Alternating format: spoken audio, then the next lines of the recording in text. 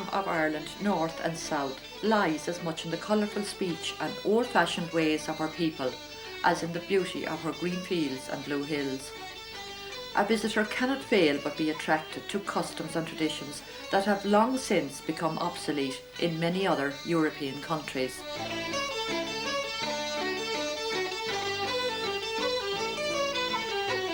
There is an old world flavour attached to feast day gatherings, patterns, strawbys, mummers and fairs where they still exist.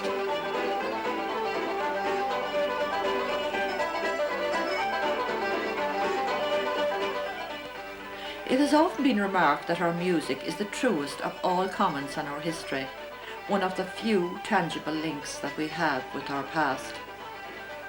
Song and dance were a feature of seasonal gatherings throughout the year, and there is something inherent in the Irish race to carry this on, this strong community spirit that once existed in rural Ireland. From a time when both the seeding and harvesting seasons were times of pressure on small family farms, the word mehel is still retained in our language today. It describes a group of neighbours or workmen combining together to gather in any major crop. The mehel system worked very well. Each member worked at an efficient pace without any supervised direction. All knew what the task in hand entailed until it was complete, be it cutting or saving turf, or mowing and gathering in hay.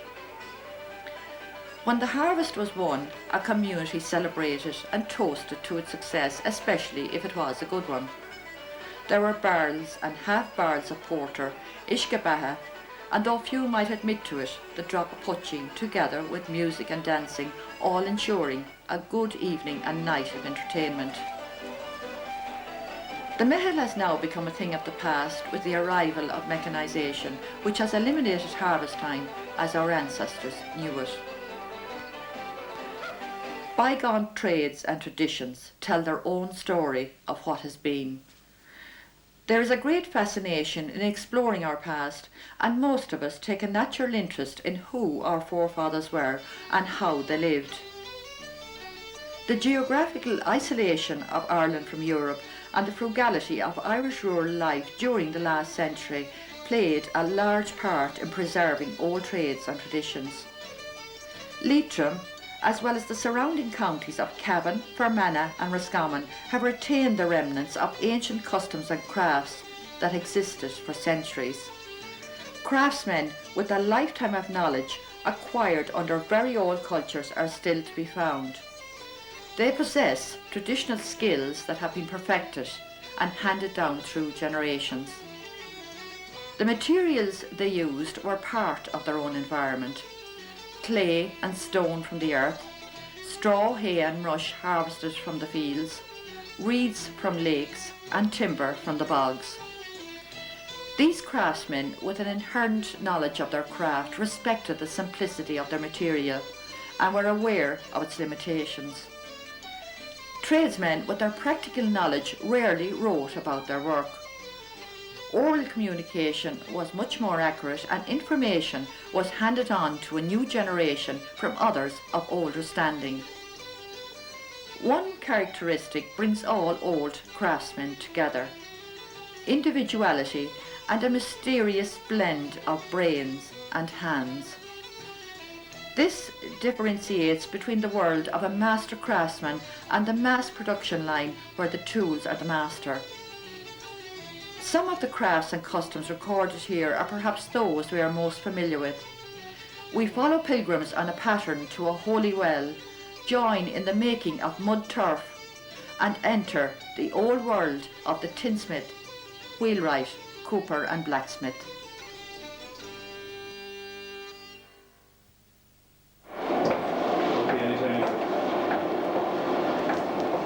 Frank McCaffrey has been a blacksmith since 1941, starting out as an apprentice in Ballyconnell, County Cavan. He later practiced his craft for a number of years in Ballinmore, County Leitrim. 5 forges were in existence in the town at the time. When horses and donkeys were used for farm work, travel and carting goods. The blacksmith in former times was one of the most important men in any locality and a revered member of the community.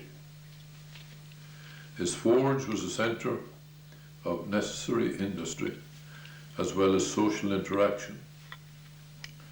His work was of a wide and general nature.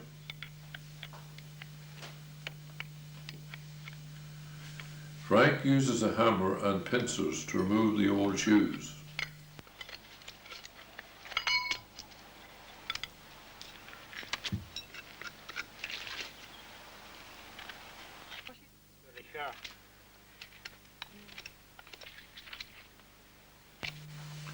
The hoof is pared with a sharp farrier's knife and smoothed over with a rasp. What is known as the frog is also dressed. Both hoof and frog grow like fingernails and needed to be pared regularly. Today, nut, coal and slack are used in the smith's fire, where once wood and turf burned in a rough stone pit. In order to keep the fire glowing, he pumps air into it by means of a magnificent giant bellows.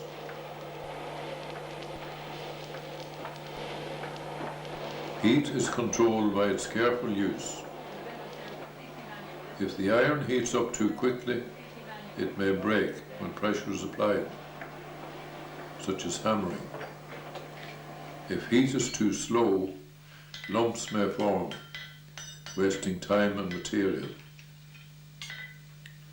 Back in time, smiths made their own horseshoes, but nowadays they come in machine-made standard sizes. The shoe is placed on the hoof for fitting, where the heat burns away unevenness. Eventually satisfied that the shoe will be a perfect fit, Frank nails it on while the protruding ends at the front are pulled off with a claw hammer. Master Smith shod horses and donkeys, prepared farm implements such as grapes, shovels, cutters from ploughs and mowing machines. They also specialise in designing ornamental gates, railings, shoeing cartwheels and turning scythes. A farrier blacksmith treated animal ailments. Although not a farrier, Frank is checking here for lampers, a serious mouth condition common in young horses. Forge water was a popular cure for worms and animals. In fact, it was reputed to contain cures for many human maladies. Mr. Hill, the forge door was never locked. Mine's not locked. No, it's not. I suppose this would be the usual layout of it. I often heard there was no need to lock it, that anyone took on anything here before, so they'd have to come back with it after the day.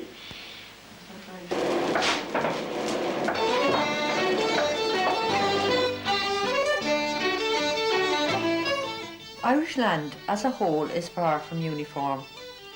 It was something our ancestors had to adapt to. Depending on the type of soil, a farmer had to have the right farm implement. The heavy loy is well known in Leitrim, Cavan and Roscommon. In truth, it is a foot plough with a strong handle expanding on one side into a foot ledge and below to a stout heel that expands into a spade cutter. A loy was fitted and adapted for its owner. It was mainly suited to small-scale tillage, back-breaking labour for its user.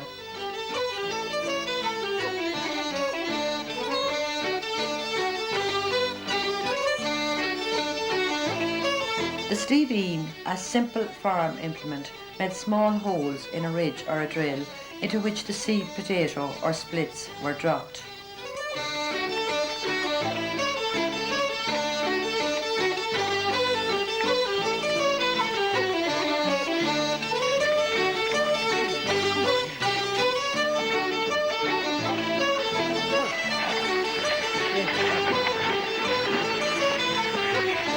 Early horse horse-drawn ploughs were a huge advance in farming terms.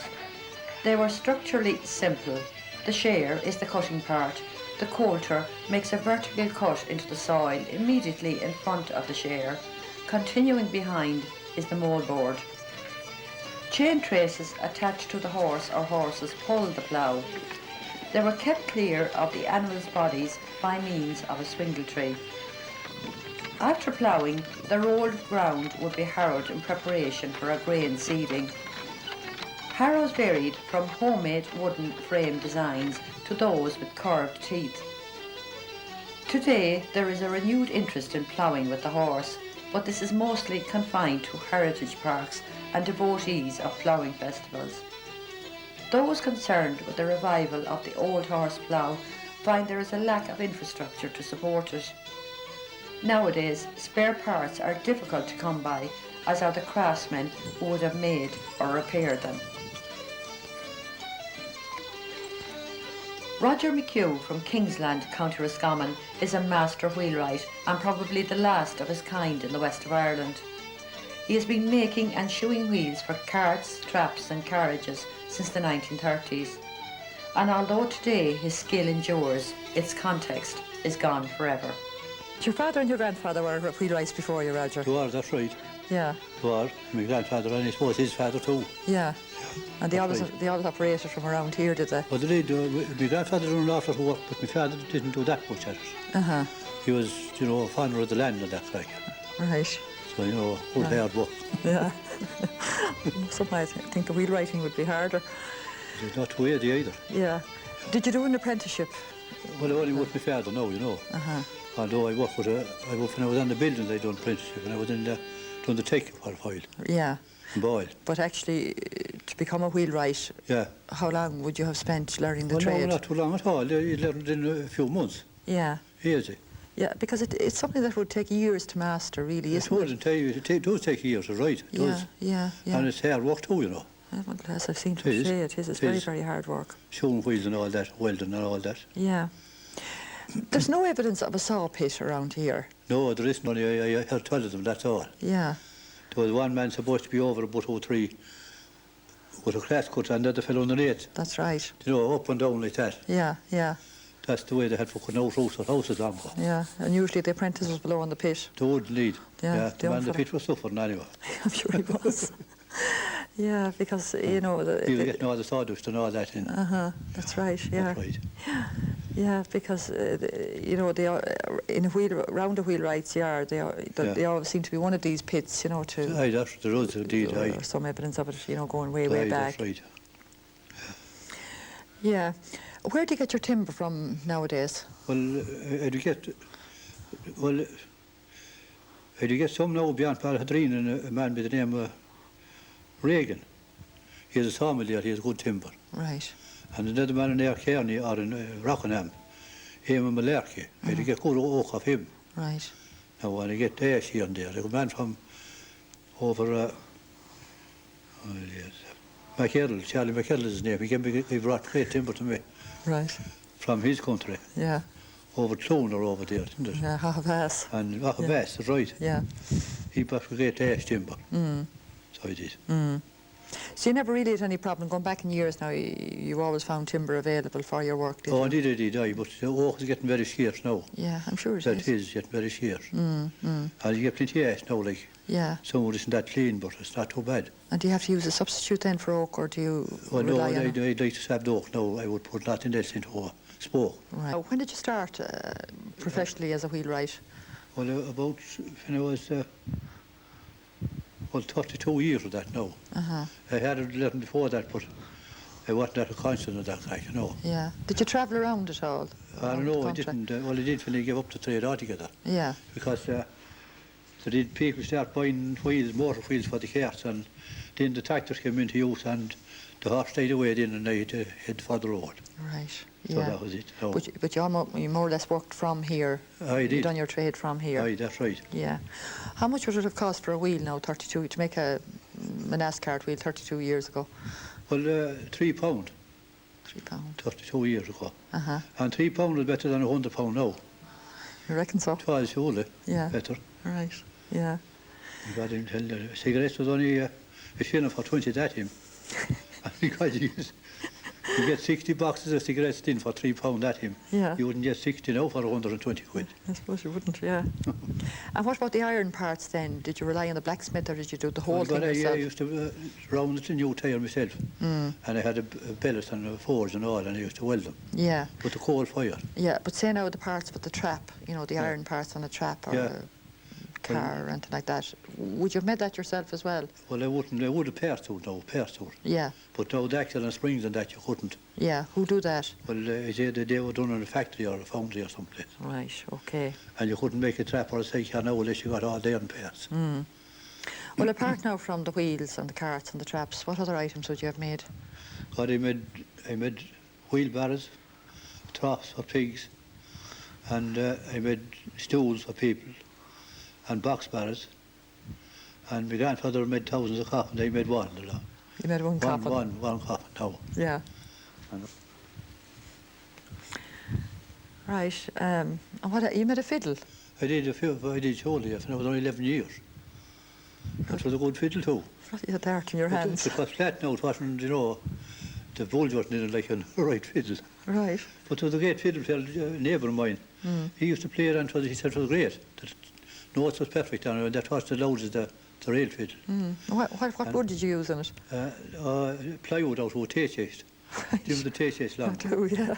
Say 3 ply, I made 2 ply out of it. Yeah. And did you string it yourself as well? I bought the strings for it. Yeah. But I made the board in out where a neighbour of mine bought a young horse, and he had a great long tail on it when I made it. And I made the bow out of the horse's tail out.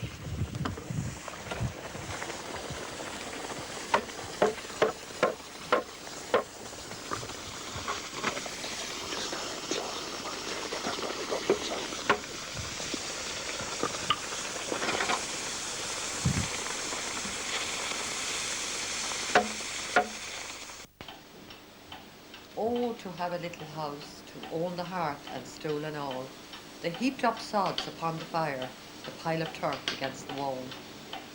To have a clock with weights and chains, and pendulum swinging up and down, a dresser filled with shining delf, speckled and white and blue and brown. To the casual observer, all traditional Irish houses look the same. Thatched cottages were the width of a house in any direction. The thatched roof could comprise of straw or reeds, or even rush or sedge in less prosperous districts. Roof frames varied in construction from place to place. Bog oak was almost universally used as rafters. These were crisscrossed by wooden beams secured to the rafters, which in turn served as a support for thinly cut strips of scraw. Thatches were pinned down and held in place by scallops of sally or hazel.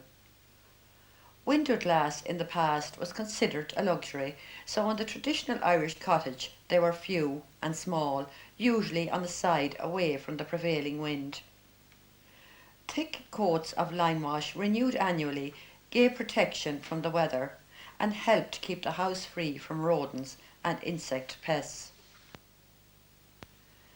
In the traditional kitchen the floor was flagged and continued on out to the outside front of the house. The inside of these cottages was like a map and told a visitor a great deal about the resident family. Tin vessels informed the observer that travellers frequented the area.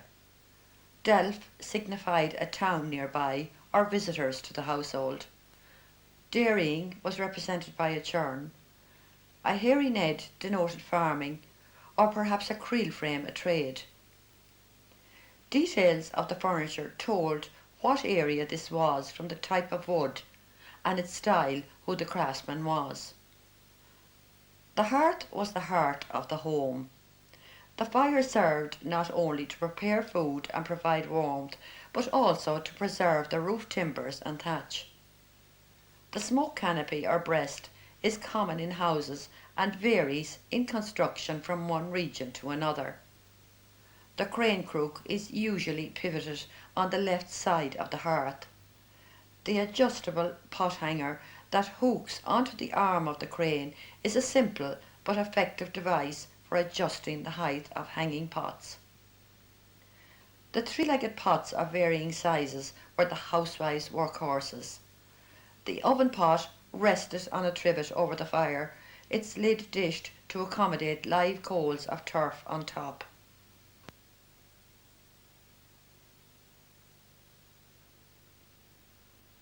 The best oil lamp was reserved for the parlour. These lamps were the most popular form of lighting before the convenience of electricity in our lives. The table is hinged to the wall, while the dresser ranks as the most elaborate piece of kitchen furniture, with its fine array of delf and treasured jars, mugs and assorted crockery. In truth, it could be described as the housewife's showcase.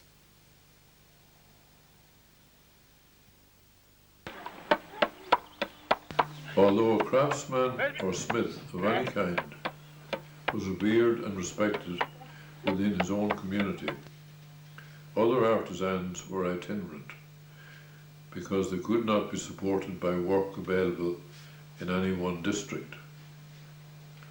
They travelled from place to place in search of a demand for their skill. Whitesmiths or tinsmiths are descendants of these travelling craftsmen. Their travels through an area were decided by the turn of the seasons, or until local need for their practical ability for making and repairing items was exhausted. They moved on to a new locality and a new market for their trade. Tom Stokes is the last accomplished tinsmith of his family line, a trade passed on to him by his uncle. It's a craft that requires a minimum of tools, and when all are gathered together, they are aptly named a budget.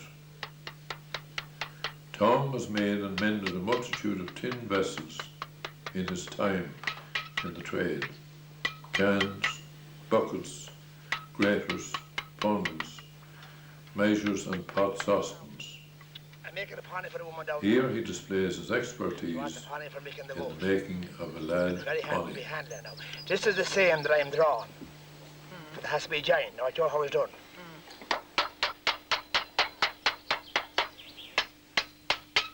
What's that wooden thing you're using there? That's a, for let me pipe down. That's a scutcher, piece of timber. And that thing that I've here is meant like the tea is a stake. Now, this is what I call the buff of the ponger.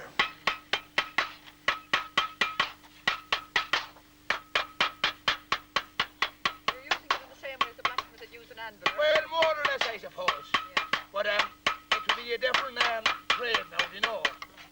So the blacksmith trade now will be more complicated. Because he'd know where he'd have to drive the nail in the horse's hoof. You know? Oh, this is a trade in his own too. You have to make this thing waterproof.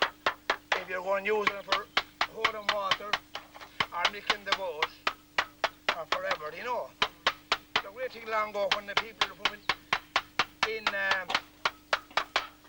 when I know this, we'll say April when they be cutting the turf. They bring this to tie this in the tire of the bike. And bring it to the bog. That's to do. Now, I'm about to round this piece of tin to turn it into a ponger. Right. Are you making a lad or a lassie? I won't be able to let you know that now till I finish. I more or less to be lad's ponger. Now, it's half turned, so you take it from that angle and you bring it back here. And you hit it again with a scutcher. Then you use this hand here again to round it. Okay? Now, you will put it on me again and you take it in. And you round it again. Now you have to go down to the bottom of it to bring it into shape. So now, next I'm about to close it. Now I have to open this part here, which is the buff with the awl. Yeah. You see this? You put that in there. Can you hold it out there this time, yeah? And you hit it from there. Yeah. and you sort of clinch it there first, okay? Right. So then you get your wooden mallet,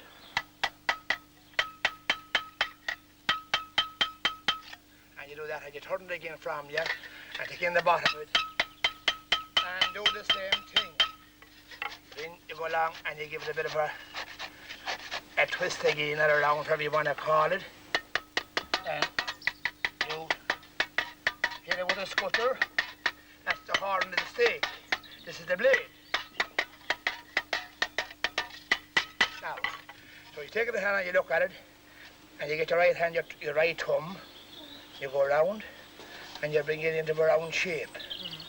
And you do the same thing in the bottom. First finger to keep the bottom of the clips, keep the bottom blade going, okay? So you come back down again, but you made that same. And you look at it, like one draw the pipe first. It won't be a minute. Minutes relaxation. Yeah.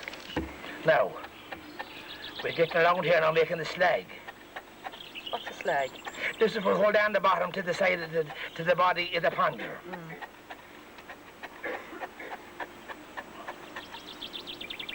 Now, my dear woman, we are fathers here. Now, do you see?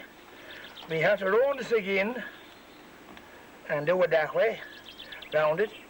Now, this part of it here is much stronger than the rest, so we turn the blade around and we get this will be a hammer is a smaller one. To bring that leg level with the remainder of the body of the ponger. Yeah. Now, this is the way all, more or less the saddle used for sewing at one time, or we'll say the Wheelwright Tinkerman used, or the Cavan man, whatever you want to call him. Now, you'd mark that there, you know what that's for? No.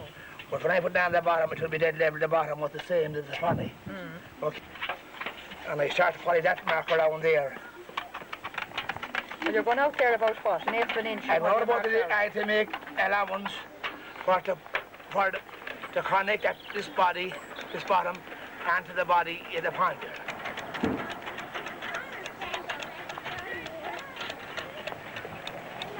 Now, there's your wee bottom. Now, will we see now, how does that work? Yes, beautiful fish. Yeah. Now, I take this here, and I put that there, top of that, do you see that there? Yeah. And I take my scutter again.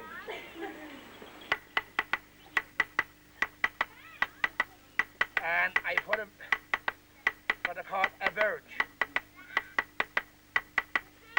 in the bottom of the pony.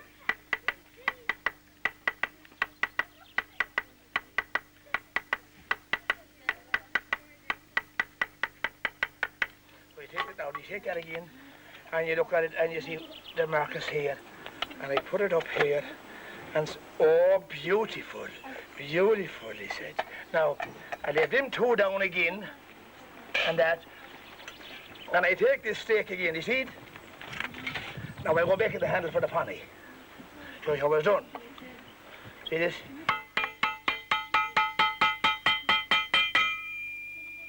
See this now?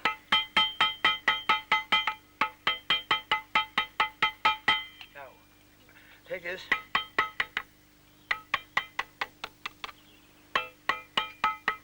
That to reinforce the handle.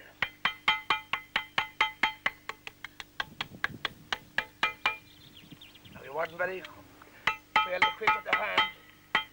You will give your thumb a bit of a tip. Sure. Now we have this here for to reinforce this. Now, that's the handle. So I take this again and I sink it back near enough where I took it from. I'll leave my mallet back here now. And I take my scutcher again. Right?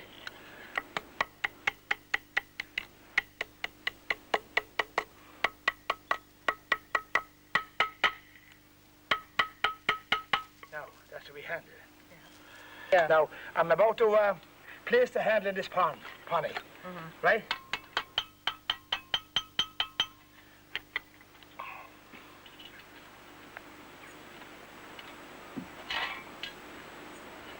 in a minute. Now, they're coming through. So I go along, and I hit that there, and I leave that go to the top of it, and I draw the ribbit through with the hammer.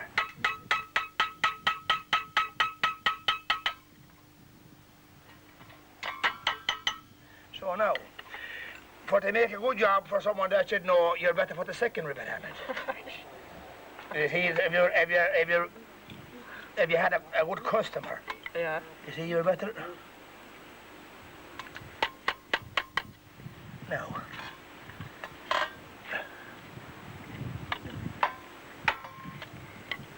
Okay.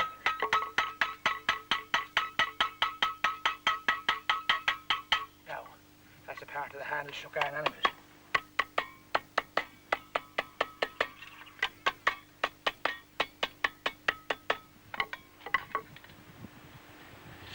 So now, with both the right one and the bottom, if this plunger.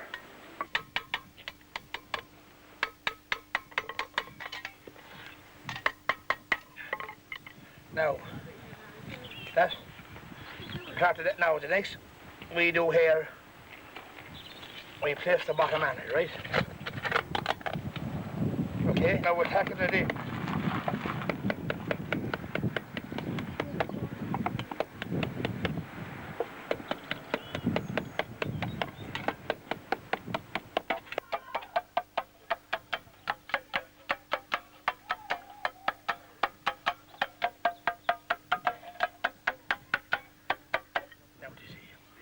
Here again, and you turn this way.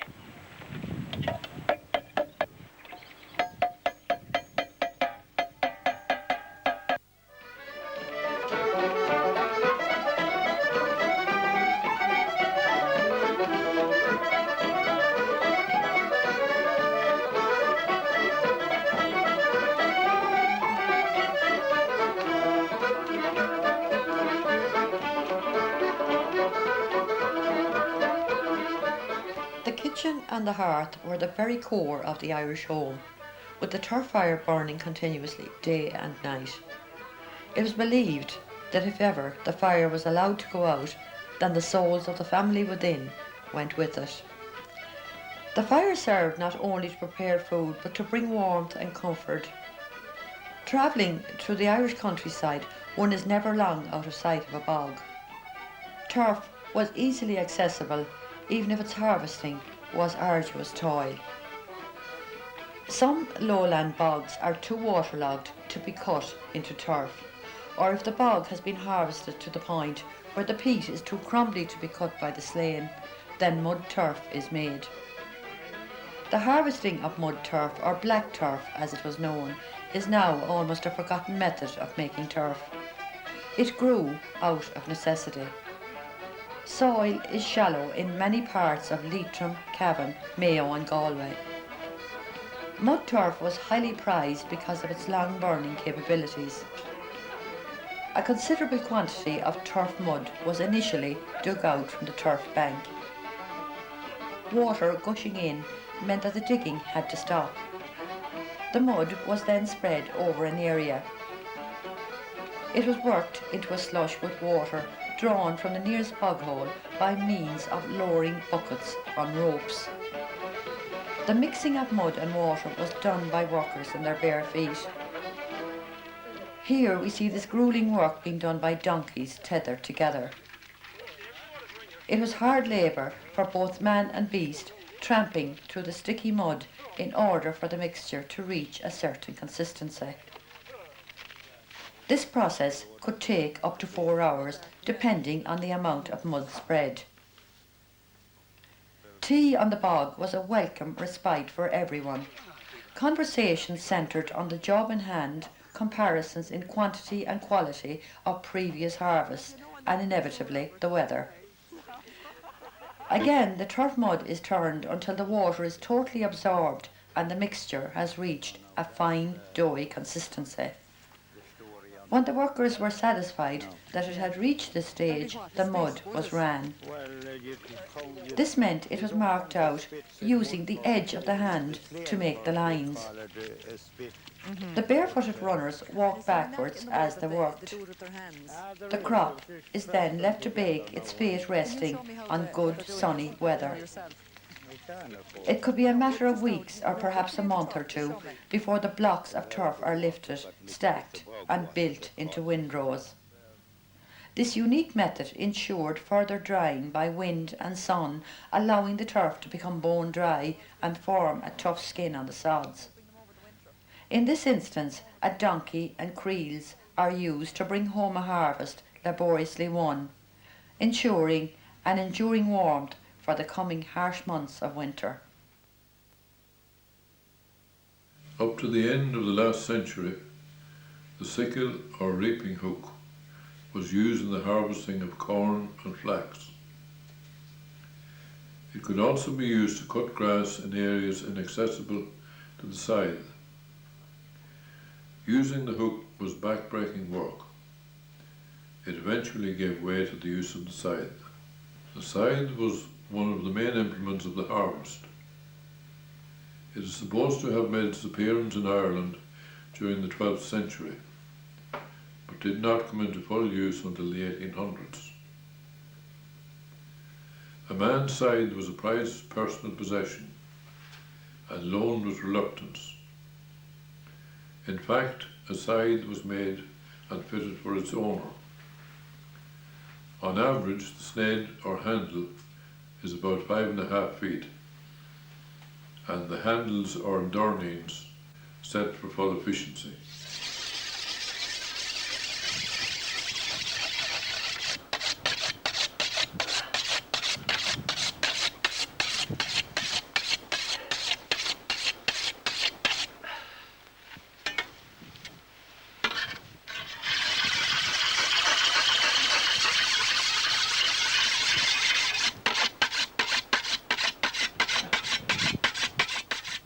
There was a certain charm in sharpening the scythe. A sandstone is used in this instance. There was a definite art in mowing with the scythe. A good scytheman was reputed to efficiently mow an Irish acre in one day.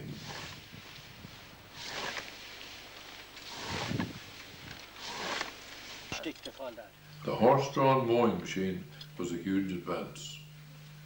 This machine had 3 main parts: the body, the cutting bar, and blades and a swingle tree.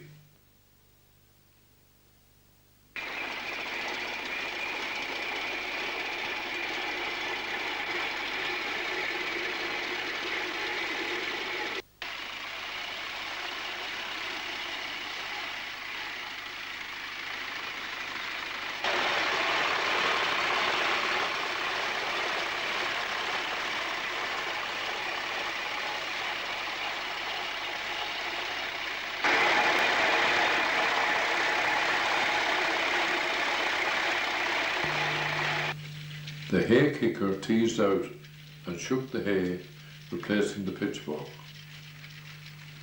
It was a cumbersome machine to view, and a person would be well advised to stand back from its sweeping and fast-moving prongs when it was in use.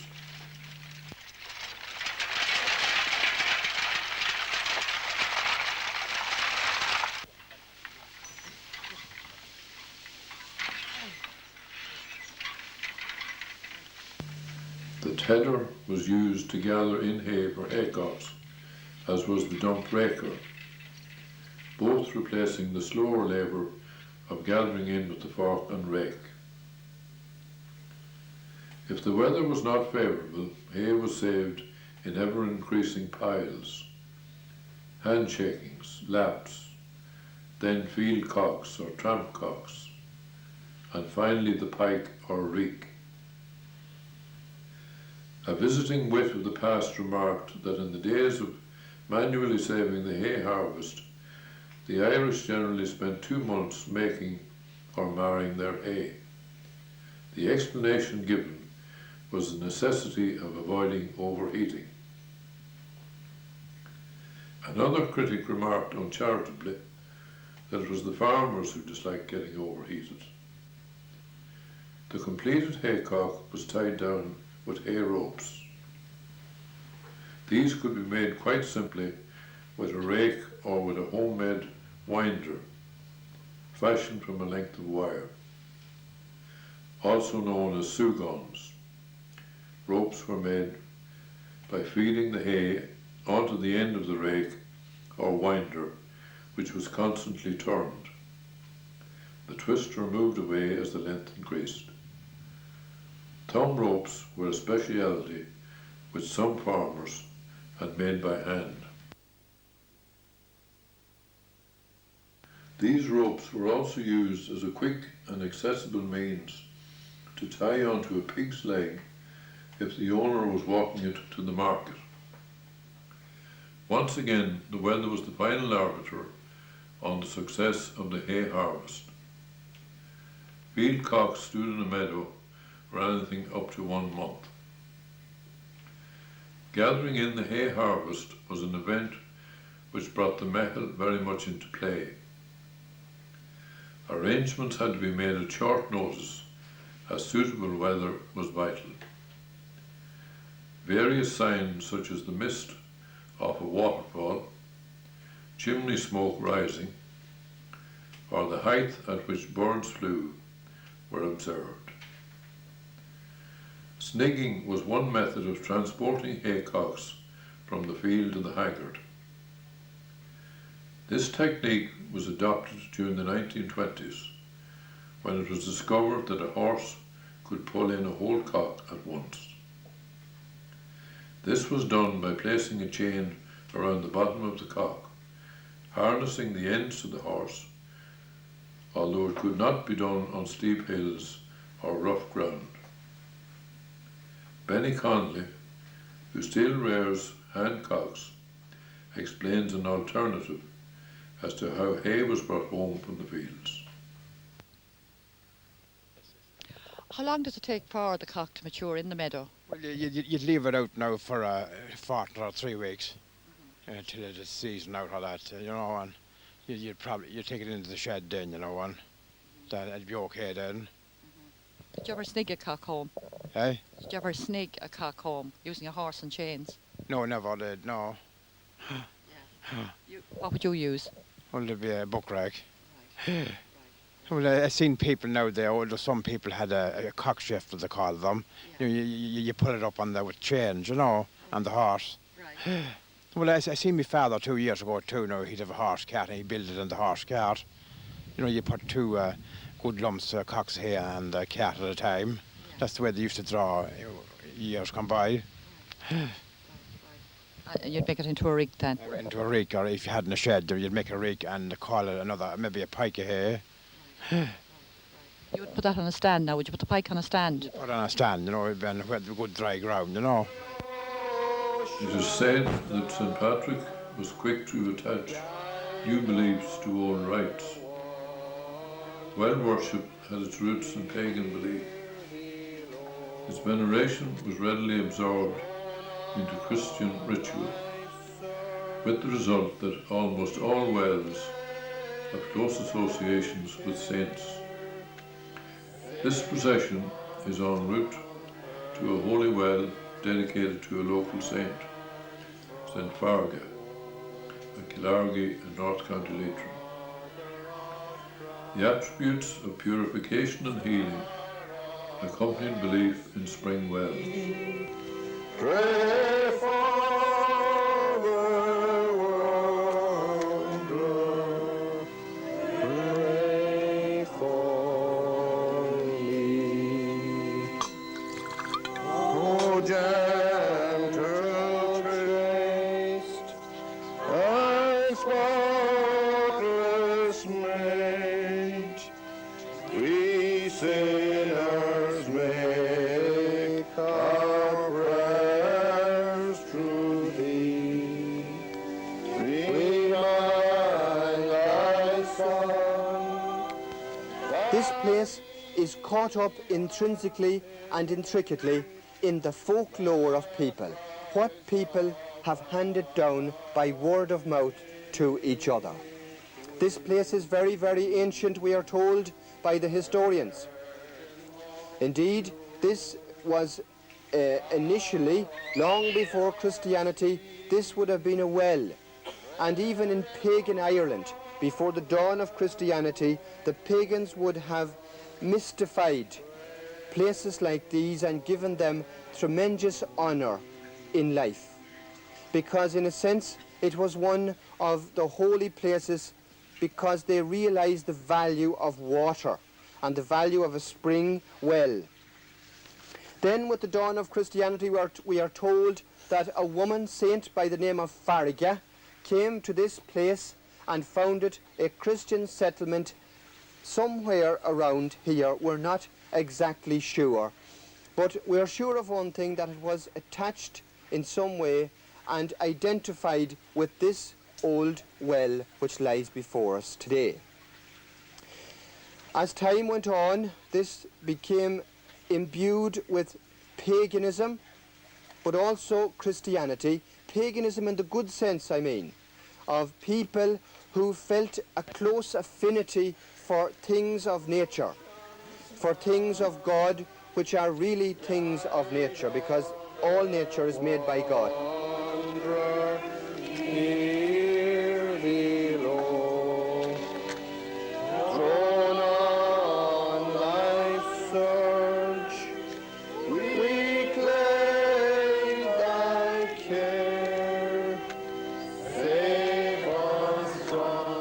A sunwise circuit of the well is made with the pilgrim taking a drink of well water.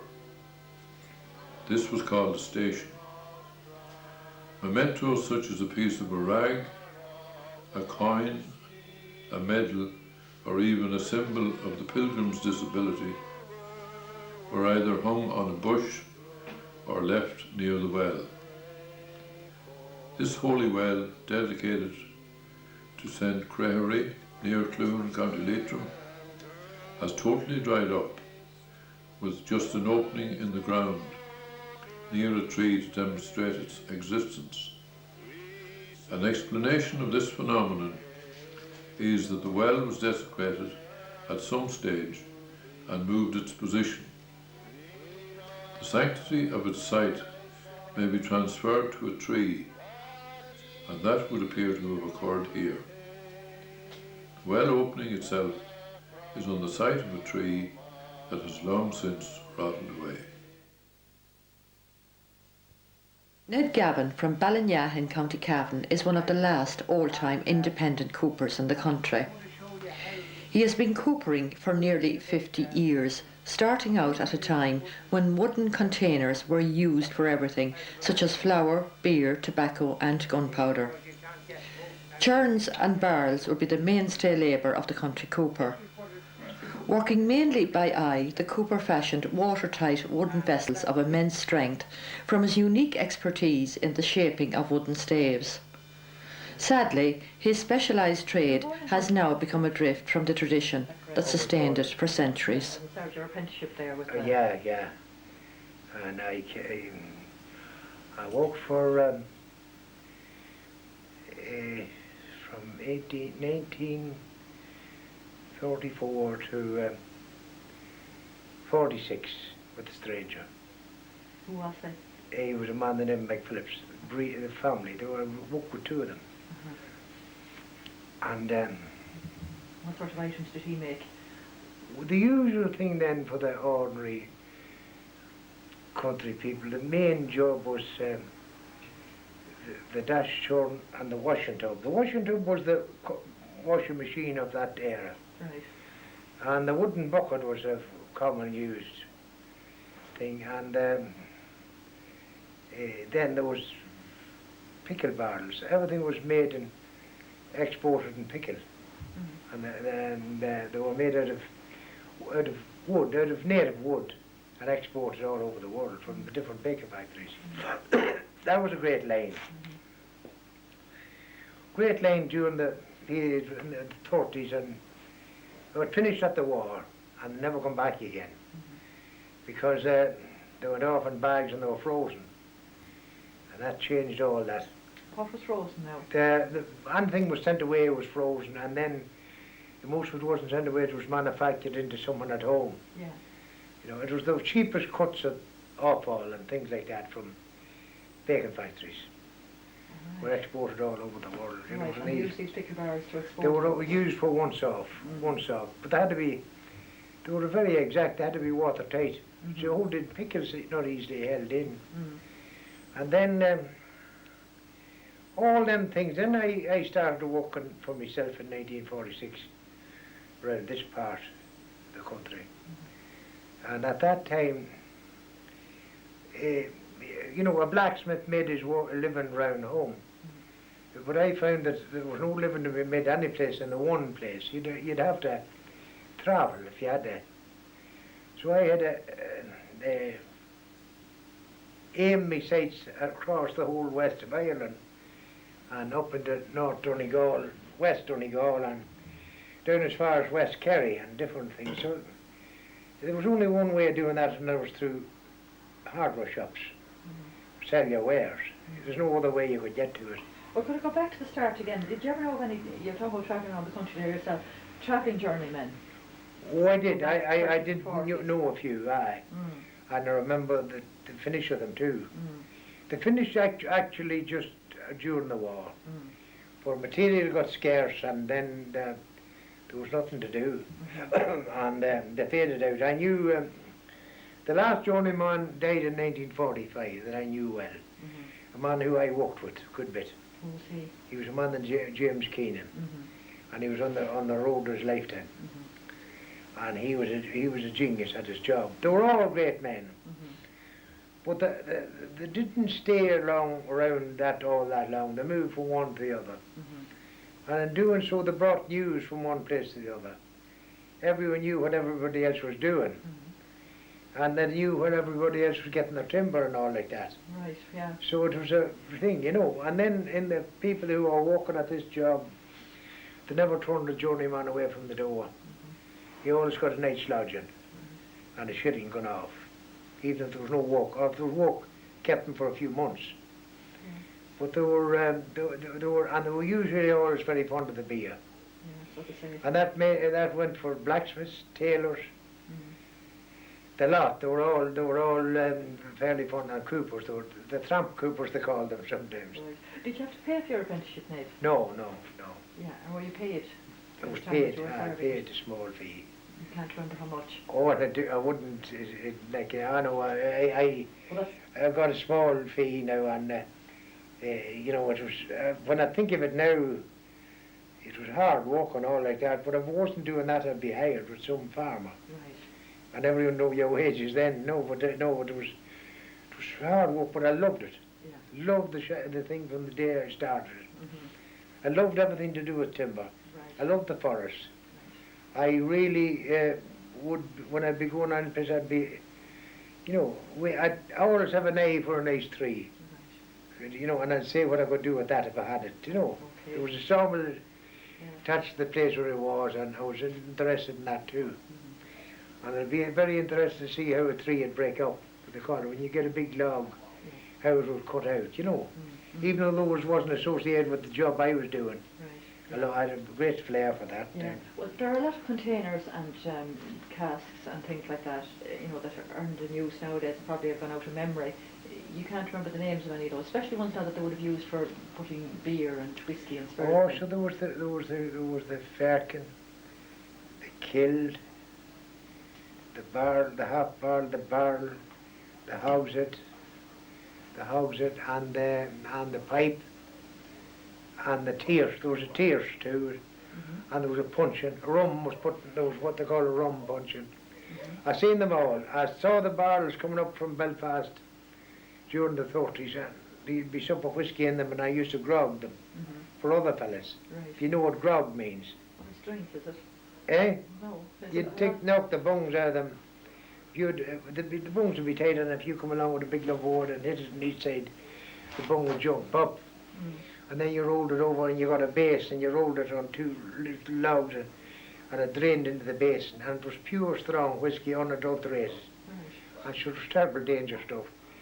I did that for until I was put from it. And I never took a drink myself. But I got it for other fellas. Right. And a couple of fellas nearly died as a result of a feat of this. So the old boss got under what happened and he put an end to it all. He grogged everything that came his way himself. Right. Because it was whiskey that wasn't, you know, it was pure strong stuff. Right. And there was grounds out of the cask and all in this thing. So he put an end to it anyhow. Were there churns peculiar to particular areas now? You know? Oh, there were different sizes, different shapes. Different. Donegal, Galway and the west generally was the one shape. Yes. They were a fair, you know, squat shape now, and yeah, they were lower, but they might be a wee bit wider. Yes. And there was Donegal was tall and narrow. Donegal went for teak if they could get them. They wouldn't take oak off you. Right. And then Kerry was a big barrel of a thing there, very hard made. Yeah. Oh yeah. Then I made like the churn thing. I made then stable buckle for the racing people. Well, they'd be sold through shops in Dublin. And wooden stable. I made thousands of them actually. When I could get the wood. The wood became that you couldn't make a shilling at it. Yeah. Well, the churns now you're talking about, they'd all be dash churns. Oh, dash churns, yeah. Oh, I made table churns too, ones that set up at the table. The brash churns were the... No, they were the ones with a baiter inside. I used to make one of my own like that, and I used to sell them the Kell, but they quit making the parts. The parts used to come in from America, the fittings. Right. I made items for the late ships, the late houses, washing tubs, pickle tubs, deck buckets with a rope handle in them. Yeah, well, you're the last independent cooper in this area anyways that we know of. Oh yeah, I'd be the last, and I have been for years and years and years. There was a family in Granard here was the last round but me, and there was a fella, his toughest competitor died in 1965. That's Who was he was Eddie Deary and Clonus. Right. And he died in 65, at 65. Yes. And he was a great churn maker, you know, and things like that. Yeah. Now, that young fellas today wouldn't be prepared to wait to get their skills, you know, they wouldn't This is it. They wouldn't be, and it's like the same as going into a, not comparing late with late, going into a doctor, I'll do that job for you, you know. A guy like me in his own way, you know, he's put a life into this thing, and it takes time to learn. Every town land in the country has its own master creel and basket make, a craft that goes back to the dawn of time. Creels are mainly made from sallies and willows. Young flexible rods were cut during autumn and left to dry and season over the winter months. Every farmer has his own sally garden, or at least a few sally bushes, behind the house to be cultivated for his own use. Bernard Fitzpatrick took up the trade late in life, when he discovered that he had a flair for the art, coupled with a memory of a way of life where creels and baskets were essential to daily living. Bernard has driven about a dozen strong sallies, 5 to 6 inches apart, into a creel pattern board, where their ends are held firmly in place by the holes bored in the pattern, according to the size of creel he intends to make. These are pointed at the other end and bent into the rough shape of the letter V upside down. The creel will be made with its bottom upwards. Smaller sallies are woven in and out through the framework, working upwards to the bottom. This was a delicate piece of work and required a sharp knife and a strong, steady hand. Large spaces near the top of the creel are known as windows, left so as to accommodate a handle on either side.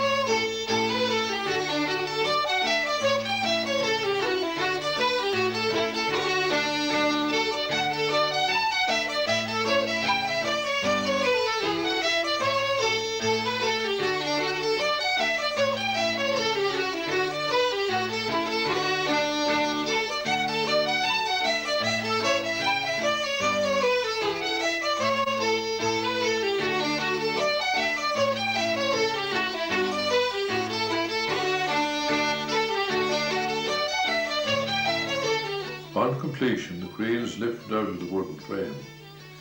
Loose ends are cut off and tidied up.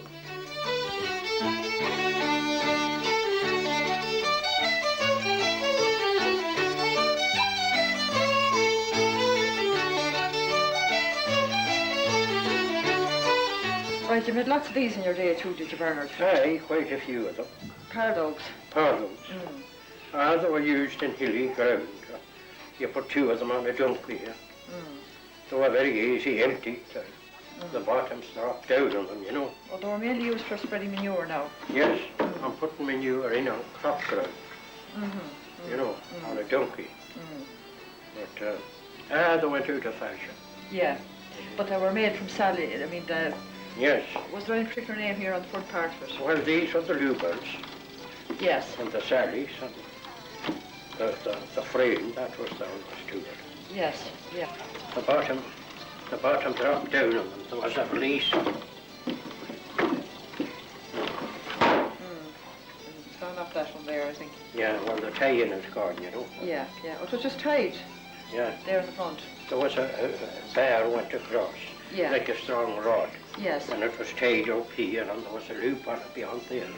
When you pulled the loop off, the drop down, you had to pull the two at the one time.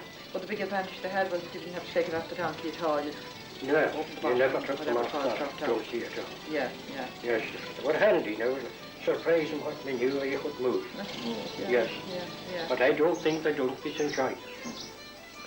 You think not? No, I don't think they enjoyed this story so good. Here we see a display of Bernard's flair for making different types of baskets made mainly from willow, laundry baskets, cribs and general utility and ornamental objects of a craft that still perseveres. Real skills are perhaps lost in this river of change, and of all the old crafts, this one lives on in an adapted form.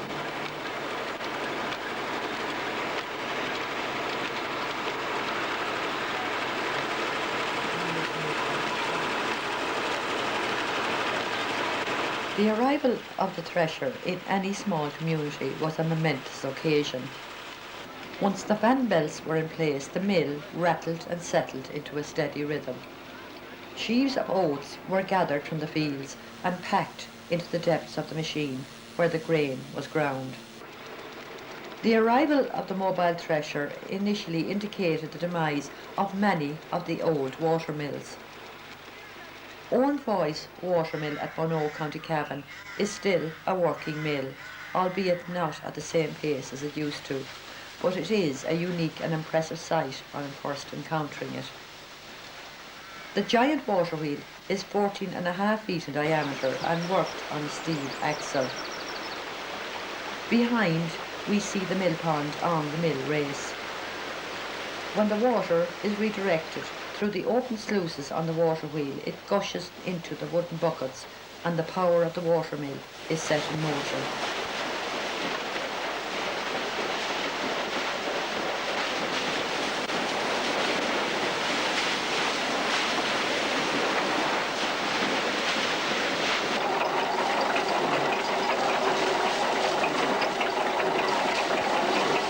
The water wheel turns the inner pit wheel inside the mill.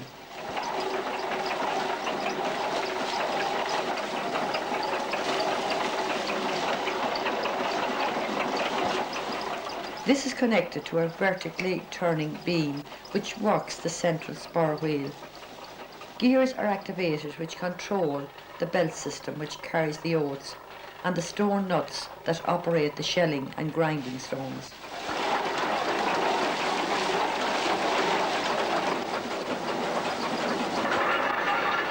Here, bags of oats are hoisted up through a trapdoor to the drying loft. Oats had to be bone dry before milling. The bags are emptied out on a punched hole tin floor to facilitate drying from the fire below in the kiln. A drag and shovel are used to spread the grain evenly.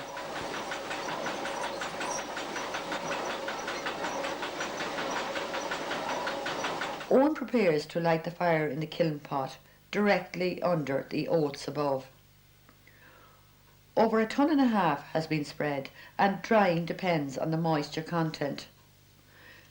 It was here in years gone by that farmers waited, availing of the heat, when it was their turn for their harvest to be dried and milled. The drying process could take up to 7 hours.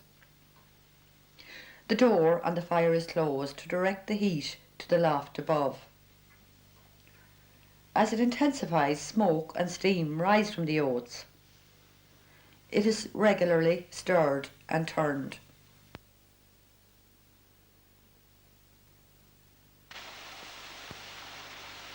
Owen prepares to start up the mill. The lever inside is turned, cogs slip upwards, and gradually the water wheel sluice is opened to redirect the water. It is almost hypnotic to watch this great wheel groan to a start and slowly gather momentum.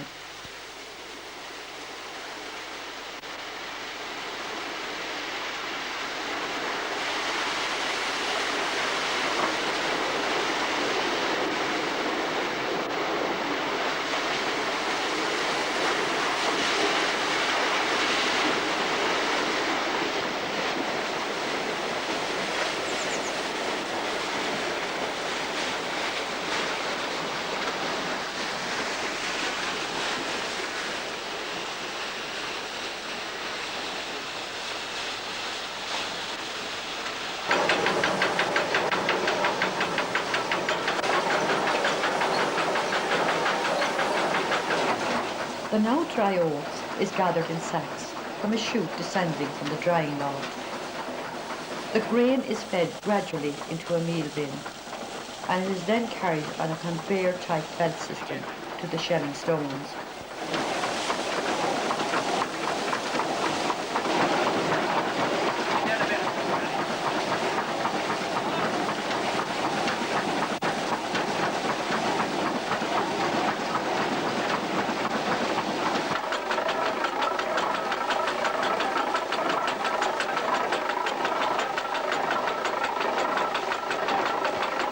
Two great grinding stones encased in iron that will strip the outer shell or hull from the oats.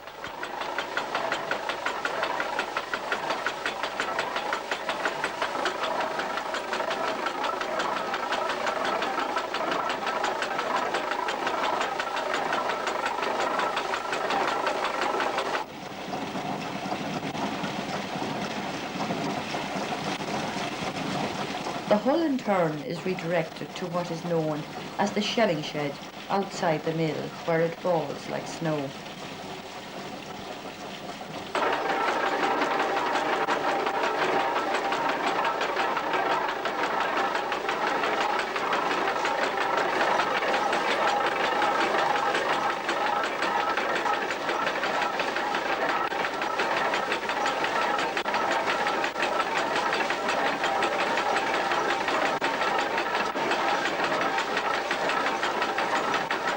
Inside, the oats moves on to the grinding stones. These great stones pound the oats into meal. It then travels on to a huge sieve. It is here that the oats is graded. Pinhead oatmeal is a favourite with some people, while others prefer it coarse.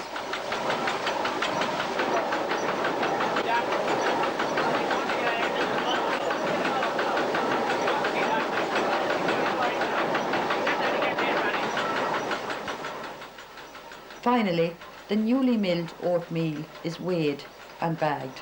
The process is complete. The water wheel sluice is closed, cutting off the flow of water.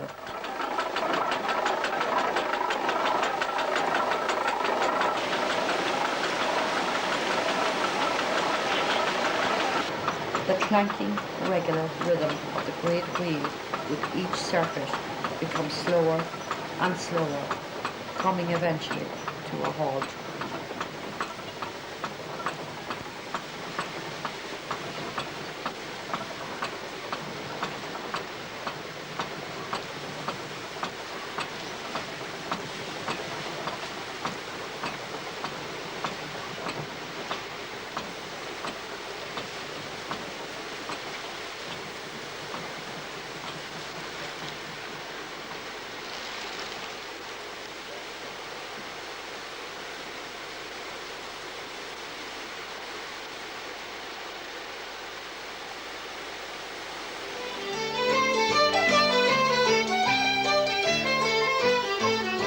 Leitrim Genealogy Center is grateful to the many people who assisted in this production.